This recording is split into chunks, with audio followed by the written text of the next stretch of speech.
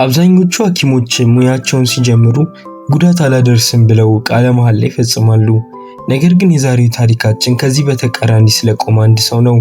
ሮላንዶ ይባላል።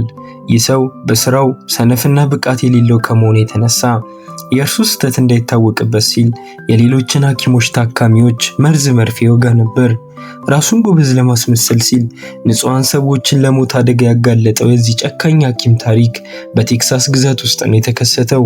ይህ ታሪክ ሲጀምር ሮላንዶ የ58 ዓመት ሰው ነበር። በሙያውም የማደንዘዣ ስፔሻሊስት ነው። ነገር ግን ሮላንዶ በባህሪው በጣም መጥፎ ሰው ነበር። ለአብነት ያህል በአንድ ወቅት የሴት ጓደኛው ጥላው እንድትሄድ የረዳትን ጎረቤቱን ለመበቀል ሲል የጎረቤቱን ውሻ ሽጉጥ ተኩሶበታል። ይህ ክፋቱ በስራውም ላይ ይታይ ነበር። በአንድ ወቅት በስራ ገበታው ላይ ያለ አንዲት ታካሚ ድንገተኛ የልብ ትንፋሽ ማቆም አጋጥሟት ሲፒአር ሊደረግላት ሲገባ እርሱ ግን እኔ ያረዳም ብሎ ዝም ብሎ ይመለከት ነበር። እንዲሁም ይህ ድርጊቱ በታካሚው የሕክምና መዝገብ ላይ እንዳይሰፍር ደብቆታል። እንደ አውሮፓውያን ዘመን አቆጣጠር በ2022 ግን ነገሮች ተቀየሩ። ሮላንዶ በአንድ ቀዶ ጥገና ወቅት የታካሚውን የመተንፈሻ ቱቦ በአግባቡ ባለመያዙ ታካሚው መተንፈስ አቆመ። ይህ በሙያው ትልቅ ስህተት ነበር። የሚሰራበት የሕክምና ማዕከልም ምርመራ ጀመረበት። ሮላንዶ በጣም ፈራ፣ ምክንያቱም ከዚህ በፊትም የዲሲፕሊን ጥፋት ፈጽሞ በመዝገቡ ላይ የሰፈረ ወረቀት ነበር። ጥፋተኛ ሆኖ ከተገኘ የሕክምና ፈቃዱን ያጣል፣ ሙያውም ያከትማል። እዚህ ጋር ነው እንግዲህ ሮላንዶ አንድ የሚዘገንን እቅድ ያወጣው። ሌሎች ሐኪሞችም ስህተት ከሰሩ የኔ ስህተት ጎልቶ አይታይም የሚል ሰይጣናዊ ሐሳብ መጣለት። በሕክምና ማዕከል ውስጥ ለታካሚዎች አገልግሎት የሚውሉ የሴላይን ከረጢቶች የሚቀመጡበት ማሞቂያ ሳጥን አለ። ሮላንዶ ማንም በሌለበት ሰዓት ወደዚህ ሳጥን እየሄደ የአይቪ ከረጢቶችን አውጥቶ አደገኛ መርዝ በውስጣቸው ይገባቸዋል። ከዚያም ሌሎች ሐኪሞች ሳያውቁ እንዲጠቀሙባቸው መልሶ ያስቀምጣቸዋል። የጥበቃ ካሜራዎች ሮላንዶ በዚህ ሳጥን ዙሪያ አጠራጣሪ እንቅስቃሴ ሲያደርግ በግልጽ ያሳያሉ። ብዙም ሳይቆይ እቅዱ መስራት ጀመረ።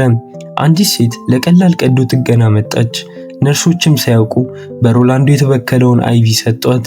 ወዲያውኑ የደም ግፊቷ ጨመረ እና ልቧ መምታት አቆመ። ሐኪሞቹ ባደረጉ ከፍተኛ ጥረት ብትተርፍም ሮላንዶ ግን በእቅዱ ተደሰተ። ነገር ግን ታሪኩ የከፋው ዶክተር ሜላኒ የተባለች ባልደረባው ላይ በደረሰው አደጋ ነው። ሜላኒ በአንድ የሥራ ቀን ድካምና የውሃ ጥማት ስለተሰማት ራሷን ለማከም ከማሞቂያ ሳጥኑ ውስጥ አንድ የአይቪ ከረጢት ይዛ ወደ ቤቷ ሄደች።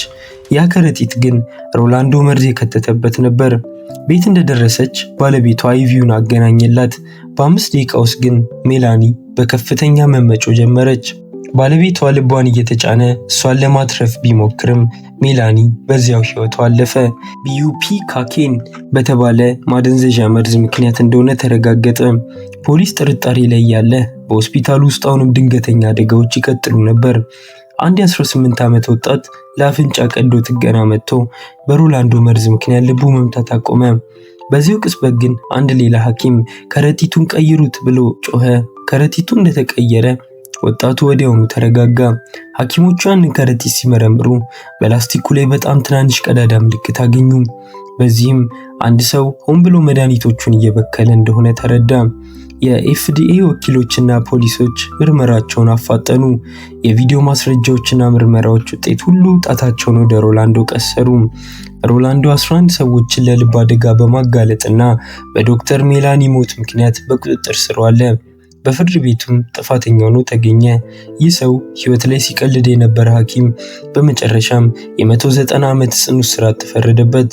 ራሱን ለማዳን ሲል ንጹሃን ላይ መርዝ የረጨው ሮላንዶ ቀሪ ሕይወቱን ከወህኒ ቤት በስተጀርባ እንዲያሳልፍ ተወሰነበት።